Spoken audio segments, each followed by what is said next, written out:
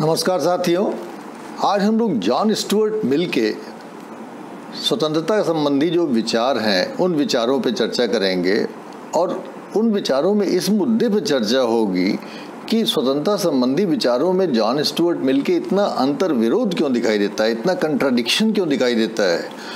और जब हम इन कंट्राडिक्शंस को देखते हैं तो हम ये भी पाते हैं कि इन्हीं कंट्राडिक्शंस की वजह से जॉन स्टुअर्ट मिल की बहुत सारी आलोचनाएं बहुत सारे स्कॉलर्स के द्वारा की गई जो कि बड़े एमिनेंट हैं, जिसमें कि अर्नेस्ट बार्कर का नाम सबसे पहले आता है, C.L. वेपर का नाम आता है, जॉर्ज सेबाइन का नाम आता है और भी बहुत सारे विद्वानों ने जॉन स्टुअर्ट मिल की आलोचना की है।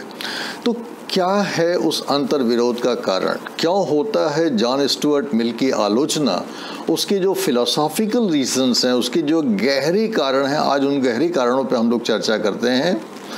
और देखिए, जॉन स्टुअर्ट मिल हम सभी लोग जानते हैं कि एक इंग्लिश फिलोसोफर था और बहुत ही इंटरेस्टिंग केस है अपने आप में। और उसका एक बहुत बड़ा कारण ये है कि जॉन स्टुअर्ट मिल की जो पर्सनैलिटी थी, जो उसकी थिंकिंग थी, जो उससे जो विचारधारा, जिस विचारधारा को वो लेके चला, उसमें आपको कोई सिंगल स्ट्रीम नहीं दिखाई देता है, वो डबल स्ट्रीम पे चल रहा है। जैसे कि दो नावों में पैर रख के चला जाता है तो बड़ा कठिन होता है दो नावों में पैर रख के चलना, उसी प्रकार से जॉन स्टुअर्ट मिल दो विचारधारा रूपी नावों में पैर रख के चल रहा है। एक विचारधारा उसमें है उपयोगितावाद की, यूटिलिटेरियनिज्म की, जिसका की प्रवर्तक जर्मी बेंथम था। और आप जैसा कि जानते ही हैं कि जॉन स्टुअर्ट मिल उस उपयोगितावादी विचारधारा के जनक जर्मी बेंथम का बहुत प्यारा शिष्य था, बहुत बड़ा शिष्य था। तो जाहिर है कि अपने गुरु का प्रभाव तो शिष्य पे पड़ना ही है। तो पहला जो प्रभाव हम देखते हैं जॉन स्टुअर्ट मिल के विचारों में, वो अपने गुरु जर्मी बेंथम का दिखाई देता है कि वो उपयोगितावाद से निश्चित रूप से प्रभावित है। भले ही उसके उपयोगितावाद की व्याख्या में उसने अपनी दूरी बना ली हो अपने गुरु से बाद में, लेकिन वो उपयोगितावाद को एक दर्शन के रूप में फिर भी स्वीकार करता है। दूसरी जो चीज़ बड़ी महत्वपूर्ण दिखाई देती है जॉन स्टुअर्ट मिल की विचारधारा में, वो दूसरी नाव है, दूसरी विचारधारा की वो नाव है व्यक्तिवाद। जॉन स्टुअर्ट मिल बहुत बड़ा व्यक्तिवादी था और वो व्यक्ति का बहुत बड़ा समर्थक था, व्यक्ति के विचारों का, व्यक्ति के कार्यों का, व्यक्ति की स्वतंत्रता का, व्यक्ति के अधिकारों का बहुत बड़ा समर्थक था। और ये मानता था कि व्यक्ति की स्वतंत्रता को किसी प्रकार से प्रतिबंधित नहीं किया जाना चाहिए। तो हम लोग जॉन स्टुअर्ट मिल को जब पढ़ते हैं तो यही जो दो विचारधारा संबंधी उसमें द्वैधता है कि एक उपयोगितावाद उसमें दिखाई है, यूटिलिटेरियनिज्म दिखाई देता है और दूसरा उसमें इंडिविजुअलिज्म दिखाई देता है। और ये जो उपयोगितावाद और व्यक्तिवाद की विचारधाराएं हैं, ये परस्पर, इसमें एक बहुत इंपॉर्टेंट डिफरेंस है। और वो डिफरेंस ये है कि उपयोगितावादी विचारधारा, जिसका कि जनक बेंथम था, वो ये मानती है कि समाज में अधिक से अधिक लोगों पे हमको फोकस करना है। जो उसका फोकस है कि हमें सुख चाहिए और अधिक से अधिक लोगों का चाहिए, हमें कल्याण चाहिए, अधिक से अधिक लोगों का चाहिए। कायदे से तो सबका होना चाहिए, लेकिन अगर सबका सुख या सबका कल्याण हम संरक्षित न कर सकें तो हमें अधिक से अधिक लोगों का सुख संरक्षित करना चाहिए। ये उपयोगितावादी विचारधारा का मूल दर्शन है, जिसका कि हिमायती जॉन स्टुअर्ट मिल था। लेकिन इसी के उलट इंडिविजुअलिज्म या व्यक्तिवाद क्या कहता है? व्यक्तिवाद एक व्यक्ति मूलक विचारधारा है, वो एक व्यक्ति की बात करता है और इस प्रकार से वो इंडिविजुअल को चैंपियन करता है। इंडिविजुअल के जो भी अधिकार हैं, इंडिविजुअल की स्वतंत्रताएं हैं, इंडिविजुअल का व्यक्तित्व है, इंडिविजुअल का विकास है, तो व्यक्ति मूलक विचारधारा है। तो आप देख रहे हैं कि जो व्यक्तिवादी विचारधारा है वो एक व्यक्ति पे फोकस करती है और जो उपयोगितावादी विचारधारा है वो अधिक से अधिक लोगों के पे फोकस करती है। तो ये तो शुरुआती अंतर विरोध हो गया कि एक विचारधारा एक व्यक्ति पे फोकस कर रही है और दूसरी विचारधारा अधिक से अधिक लोगों पे फोकस कर रही है, मतलब समाज पे फोकस कर रही है, ज़्यादा से ज़्यादा लोगों को फोकस कर रही है। तो आप जब एक साथ दो बातें करेंगे कि एक या तो व्यक्ति पे फोकस कर लीजिए या सभी पे फोकस कर लीजिए, तो लेकिन अब आप दोनों को फोकस करना चाहेंगे तो वो अंतर विरोध आपकी विचारधारा में, आपकी थिंकिंग में, आपकी किसी भी एक्सप्रेशंस में ज़रूर आपको दिखाई देगा। और इसीलिए हमको ये जॉन स्टुअर्ट मिल की विचारधारा में हमको ये अंतर विरोध दिखाई देता है। तो अब जो आइए देखते हैं कि किस तरीके से जॉन स्टुअर्ट मिल ने पहले इसको बैलेंस करने की कोशिश किया है। हम वो आज क्रिटिसिज्म पे बात नहीं करेंगे, आज हम लोग फंडामेंटल सब्सटैंटिव उसके विचारधारा में जो दो धाराएं चल रही हैं उस पे बात करेंगे और कैसे मिल ने उसको बैलेंस करने की कोशिश किया है और इसी बैलेंसिंग एक्ट में उसके पूरी विचारधारा में कंट्राडिक्शंस पैदा हो गए हैं। देखिए, जब जॉन स्टुअर्ट मिल एक व्यक्ति पे फोकस कर रहा है, वन इंडिविजुअल पे फोकस कर रहा है, तो उसका उद्देश्य क्या है? क्यों वो एक व्यक्ति पे फोकस करना चाहता है? वो इसलिए वो एक व्यक्ति पे फोकस करना चाहता है कि वो कहता है कि जब एक व्यक्ति पे हम फोकस करेंगे और एक व्यक्ति को टारगेट बना के हम उसको ये अवसर देंगे कि उसके व्यक्तित्व का सर्वांगीण विकास हो सके, तो धीरे धीरे अगर हर व्यक्ति को यही अवसर मिलेगा, लेकिन बात व्यक्ति से शुरू होती है कि एक एक व्यक्ति से हमें अपनी बात को शुरू करना पड़ेगा। तो सबसे पहली चीज़ तो ये है कि एक व्यक्ति पे फोकस करके ये देखा जाए कि उस व्यक्ति के सर्वांगीण विकास के लिए ज़रूरी क्या चीज़ है। तो मिल कहता है कि जब हम एक व्यक्ति के सर्वांगीण विकास की बात करते हैं तो सबसे पहली चीज़ ये आती है कि व्यक्ति का सर्वांगीण विकास हो कैसे। दो ही ऑप्शंस हैं आपके पास, या तो वो स्वयं अपना निर्धारण करे कि भाई हमारे व्यक्तित्व का कैसा सर्वांगीण विकास होना चाहिए, या हम तय करें, ये व्यक्ति तय करे, और या समाज तय करे। तो अब दो ऑप्शंस हैं आपके पास। मिल कहता है कि नहीं, ये चीज़ कि व्यक्ति के विकास कैसे हो, व्यक्ति के विकास का अर्थ क्या हो, व्यक्ति कैसे विकास करे, ये स्वयं व्यक्ति को तय करना है। अब प्रश्न ये पैदा होता है कि व्यक्ति इसको करे कैसे, व्यक्ति इस बात को कैसे तय करे कि उसका सर्वांगीण विकास जो है वो कैसे होगा। तो यहाँ मिल कहता है कि ऐसा करने में व्यक्ति को ऐसा परिवेश मिलना चाहिए, ऐसी स्वतंत्रता मिलनी चाहिए कि वो अपने बौद्धिकता का प्रयोग करके, रैशनल फैकल्टीज़ का प्रयोग करके, बिना फियर या बिना किसी कोअर्शन के, बिना किसी दबाव के, बिना किसी हस्तक्षेप के वो अपना निर्णय ले सके। Excuse me. और ऐसा तभी हो सकता है, ऐसा तभी परिवेश हो सकता है जबकि वो व्यक्ति अपने को स्वतंत्र महसूस करे। तो जब व्यक्ति स्वतंत्र महसूस करता है तभी वो वास्तव में एक प्रकार से अपने बौद्धिक शक्तियों का प्रयोग करके आगे बढ़ता है, अपने व्यक्तित्व का विकास करता है। और मिल का ये कहना है कि जब एक व्यक्ति का विकास होता है तो धीरे धीरे उससे समाज को भी लाभ होता है। हर व्यक्ति का धीरे धीरे विकास होगा, अल्टीमेटली समाज को लाभ मिलेगा। तो ये मिल का आर्गुमेंट है। लेकिन अब सवाल ये है कि व्यक्ति फ्री हो कैसे, व्यक्ति को स्वतंत्र किया कैसे जाए। तो मिल का आर्गुमेंट ये है, जॉन स्टुअर्ट मिल का आर्गुमेंट ये है कि देखिए, व्यक्ति को अगर वास्तव में आपको विकसित करना है और ये उसको अवसर देना है कि वो अपनी बुद्धि का प्रयोग करके, बौद्धिकता का प्रयोग करके अपने व्यक्तित्व का विकास करे, तो पहली शर्त उसके ऊपर ये है कि उसके ऊपर आप किसी प्रकार का प्रतिबंध मत लगाइए। नो रिस्ट्रेंट पॉलिसी, अर्थात व्यक्ति को अप्रतिबंधित छोड़ दीजिए, उसके ऊपर किसी प्रकार का नियंत्रण न तो राज्य लगाए और न ही समाज लगाए, चाहे समाज का कोई व्यक्ति हो या समाज की कोई संस्था हो या समाज का बहुमत हो, उस पर कोई नियंत्रण नहीं लगना चाहिए। और इसीलिए जॉन स्टुअर्ट मिल ने जब व्यक्ति की स्वतंत्रता, लिबर्टी को डिफाइन किया तो उसने कहा कि it is the sovereignty of the individual over his mind and body, अर्थात व्यक्ति का अपने शरीर पे, अपने मस्तिष्क पे, अपने मन पे एक प्रकार से जो संप्रभुता जब स्थापित हो जाती है तब वो वास्तव में सच्चे अर्थों में स्वतंत्र होता है।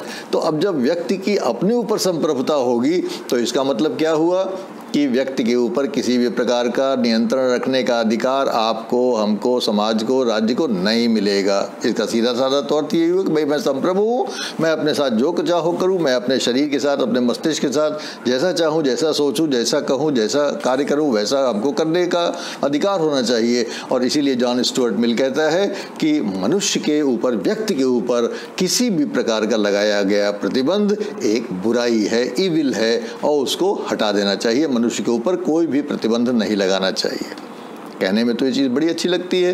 तो जब आपने प्रतिबंध हटा दिया तो जाहिर है कि व्यक्ति चाहे कार्य, कथन और चिंतन किसी भी स्तर पे अपने को पूर्ण रूप से स्वतंत्र पाता है। ज़रूर उसमें अपनी बौद्धिकता का प्रयोग करेगा, ऐसा करने में वो कार्य, कथन और चिंतन में अपनी बौद्धिकता का प्रयोग करेगा, लेकिन ऐसा करने में वो अप्रतिबंधित रहेगा। उसके ऊपर किसी भी प्रकार का कोई भी रिस्ट्रेंट नहीं लगाया जाना चाहिए। तो कौन सी चीज़ उसको भाई गाइड करेगी? जब समाज गाइड नहीं करेगा, राज्य गाइड नहीं करेगा, सरकार गाइड नहीं करेगा, समाज में कोई और गाइड नहीं करेगा, तो कौन गाइड करेगा?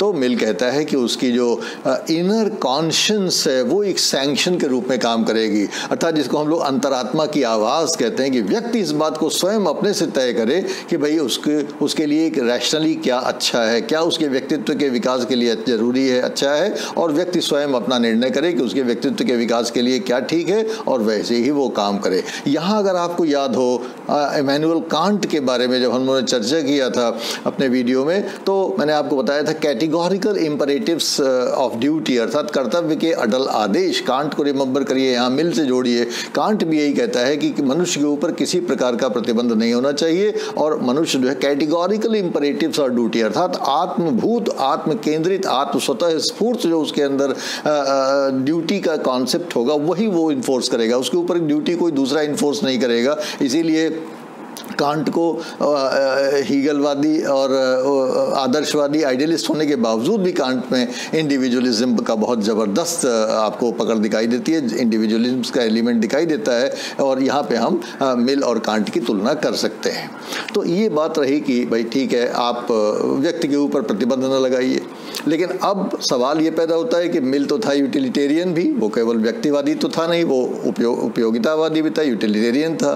तो अब जब यूटिलिटेरियन आप हैं तो व्यक्ति के साथ आपको ये भी डर लग रहा है कि समाज के भैया और लोगों का क्या होगा, समाज के और व्यक्तियों का क्या होगा, उनके बारे में क्या है। एक व्यक्ति कहीं ऐसा ना हो कि उसको अप्रतिबंधित स्वतंत्रता दे दी जाए तो वो दूसरों लोगों के लिए समस्या बन जाए। तो अब यहाँ पे मिल फिर डरता है, और मिल चूँकि एक व्यक्तिवादी के साथ साथ एक उपयोगितावादी भी है, इसलिए वो ये भी चाहता है कि एक व्यक्ति का तो अच्छाई, एक व्यक्ति का हित, एक व्यक्ति का विकास, एक व्यक्ति की स्वतंत्रता तो संरक्षित हो, लेकिन उसके साथ maximum number of the people, उनकी भी स्वतंत्रता संरक्षित हो। अब ये कैसे हो, ये संतुलन कैसे हो? तो इसके लिए मिल ने अपने ऑन लिबर्टी में एक बहुत सिंपल प्रिंसिपल बताया है जिसका नाम है हार्म प्रिंसिपल, अर्थात जिसका मतलब हुआ कि दूसरों का अहित करने वाला, न करने वाला सिद्धांत, हार्म प्रिंसिपल इसको कहते हैं।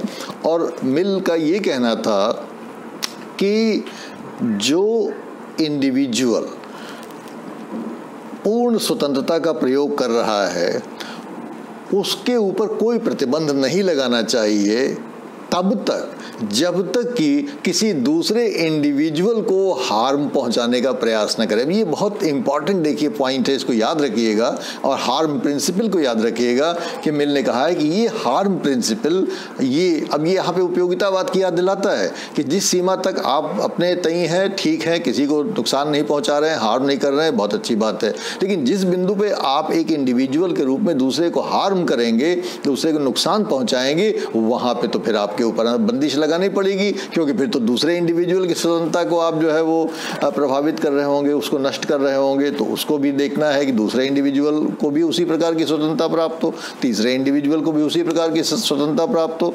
और इसके लिए जॉन स्टुअर्ट मिल ने लिखा है कि व्यक्ति के ऊपर समाज या राज्य को, चाहे वो वैयक्तिक रूप से हो चाहे सामूहिक रूप से, तब केवल हस्तक्षेप करने का अधिकार है, उसके लिबर्टी ऑफ एक्शन में, उसके कार्यों में तब तक हस्तक्षेप करने का, तभी हस्तक्षेप करने का अधिकार है जबकि एक प्रकार से समाज के आत्मरक्षा की बात आ जाए, अर्थात जब कोई व्यक्ति दूसरे व्यक्ति को डिस्ट्रॉय करने की, उसकी स्वतंत्रता को नष्ट करने का प्रयास करे, समाज की शांति व्यवस्था को भंग करने का प्रयास करे, समाज के अन्य लोगों की स्वतंत्रता को तहस नहस करने का प्रयास करे, समाज में दूसरों की सुरक्षा को नष्ट करने का प्रयास करे, समाज में एक असुरक्षा का कारण बन जाए, तब ऐसी स्थिति में जो मैनकाइंड है, अर्थात जो समाज है या जो सरकार है या जो राज्य है, तब ही उस पर प्रतिबंध लगा सकता है। अब देखिए यहाँ पे एक तरफ पहले भी हम लोगों को बताया कि व्यक्ति के ऊपर कोई प्रतिबंध नहीं लगाना चाहिए, all restraint for restraint is evil, अर्थात व्यक्ति के ऊपर किसी भी प्रकार का लगाया गया प्रतिबंध बुराई है। और यहाँ वो क्या कह रहा है, यहाँ कह रहा है कि भाई प्रतिबंध तो आपके ऊपर लगेगा और तब लगेगा जबकि आपका कार्य दूसरे किसी इंडिविजुअल को प्रभावित करेगा या दुष्प्रभावित करेगा। तो अब ये कंट्राडिक्शंस आपको समझने पड़ेंगे कि इसका रीजन फिलोसॉफिकल क्या है, क्योंकि एक तरफ वो इंडिविजुअल से बंधा हुआ है, इंडिविजुअल को प्रोटेक्ट करना चाहता है, लेकिन दूसरी तरफ वो यूटिलिटेरियन है, वो उपयोगितावादी है, उपयोगितावादी के अनुसार वो maximum number of the people को भी प्रोटेक्ट करना चाहता है।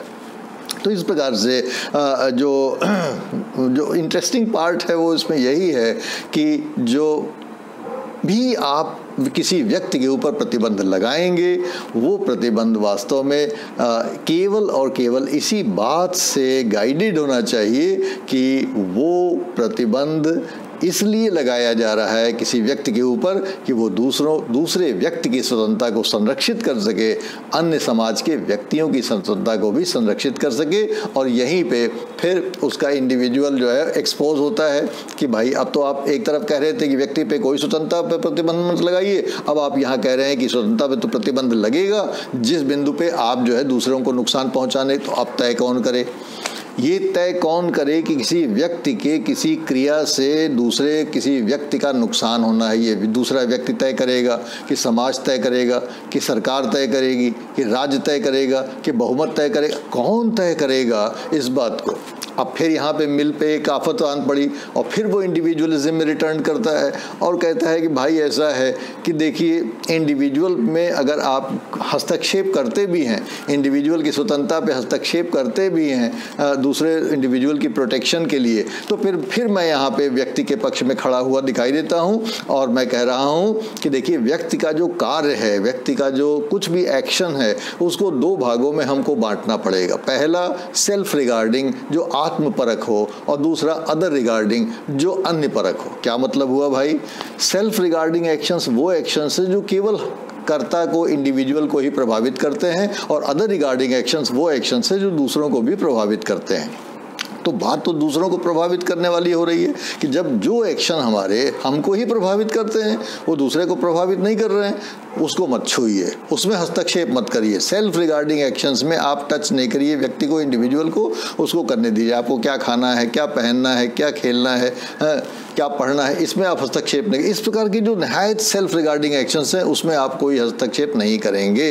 हाँ, जो अदर रिगार्डिंग एक्शंस हैं उसमें राज्य हस्तक्षेप करेंगे, क्योंकि अदर रिगार्डिंग एक्शंस में इस बात की संभावना है कि हम समझे कि नहीं हमारा जो अदर रिगार्डिंग एक्शंस है उसको दूसरे को किसी हार्म नहीं हो रहा है, लेकिन दूसरा आदमी समझे कि उससे तो हमको हार्म हो रहा है। तो यहाँ पे राज्य का हस्तक्षेप जरूरी है कि अदर रिगार्डिंग एक्शंस में आपको अनुमति दी जाती है, राज्य को, समाज को, दूसरे व्यक्तियों को अनुमति दी जाती है कि किसी व्यक्ति के स्वतंत्रता में कार्य में हस्तक्षेप कर सके अगर अदर रिगार्डिंग एक्शन वो होता है। तो ये शो करता है कि एक तरफ जहाँ मिल अपने पॉलिटिकल थॉट में फिर बार बार इंडिविजुअलिज्म और यूटिलिटेरियनिज्म दोनों को बैलेंस करने का प्रयास कर रहा है, और जब इंडिविजुअल के सेल्फ रिगार्डिंग एक्शंस में हस्तक्षेप न करने की वो दुहाई दे रहा है राज्य से या हिदायत दे रहा है, तो यहाँ फिर वो इंडिविजुअल के पक्ष में खड़ा दिखाई देता है कि आप इंडिविजुअल के हर कार्य में हस्तक्षेप नहीं करेंगे। कह देंगे कि साहब आपका ये काम जो है वो तो समाज को दुष्प्रभावित कर रहा है, दूसरों की स्वतंत्रताओं को ख़त्म कर रहा है। नहीं, आपको डाइकोटमी मेंटेन करनी पड़ेगी सेल्फ रिगार्डिंग एक्शंस और अदर रिगार्डिंग एक्शंस का। हालांकि ये आप भी समझते हैं और हम सब लोग समझते हैं कि किसी व्यक्ति के सेल्फ रिगार्डिंग एक्शंस और अदर रिगार्डिंग एक्शंस को सेपरेट करना बहुत ही डिफ़िकल्ट है, बहुत मुश्किल है। उसका कारण ये है कि अगर आप कुछ सोच रहे हैं तो हम तो ये कहेंगे कि आप जो सोच रहे हैं वो आपको सोचने का राइट है, लेकिन क्या ये संभव नहीं है कि जो आप सोच रहे हैं उस सोच से कुछ ऐसी घटना घट जाए, उस सोच से कुछ ऐसा कार्य आपसे हो जाए जो कि फिर बाद में दूसरे समाज को प्रभावित करे? तो एक बार घटना घट जाए उसके बाद आप पे हस्तक्षेप है वो तो दूसरी बात है, लेकिन उस घटना का जो पूर्ववर्ती कारण है आपका चिंतन कि आप किसी के बारे में गलत सोच रहे हैं और सोच के उससे प्रभावित होकर आपने घटना कर दी, इस बिंदु पे कैसे राज हस्तक्षेप मिल कह रहा है कि साहब ये तो सेल्फ रिगार्डिंग एक्शंस है। तो सेल्फ रिगार्डिंग एक्शंस और अदर रिगार्डिंग एक्शंस का डिफरेंशिएशन बहुत मुश्किल है और इसलिए मिल में ये कंट्राडिक्शंस हमको दिखाई देते हैं कि ये सेल्फ रिगार्डिंग एक्शंस से वो इंडिविजुअल को प्रोटेक्ट करना चाहता है और अदर रिगार्डिंग एक्शन से वो सोसाइटी को प्रोटेक्ट करना चाहता है। सेल्फ रिगार्डिंग एक्शंस में वो इंडिविजुअलिस्ट हो रहा है और अदर रिगार्डिंग एक्शंस में वो यूटिलिटेरियन हो रहा है। तो ये आपको बराबर मिल में एक क्रॉस फायर में पकड़ा हुआ है, जैसे द्वैध एक आदमी दो पार्टों के बीच में पिसता है ना, उसी प्रकार से मिल पिसा हुआ है। एक तरफ व्यक्तिवाद में चक्की का वो है और दूसरी तरफ की चक्की उपयोगितावाद की है, इन दोनों में वो पिसा हुआ है। लेकिन उसका भाव केवल यही है कि इंडिविजुअल की लिबर्टी किसी तरीके से प्रोटेक्टेड रहे, उसमें कोई खलल ना पड़े, और उसका कारण यही कि वो इंडिविजुअल की लिबर्टी को प्रोटेक्ट करके चाहता है कि उस इंडिविजुअल का विकास हो, और वो ये भी चाहता है कि जब इंडिविजुअल का विकास होगा तो उसका अल्टीमेटली बेनिफिट तो सोसाइटी को ही मिलना है और लोगों को मिलना है। और इसलिए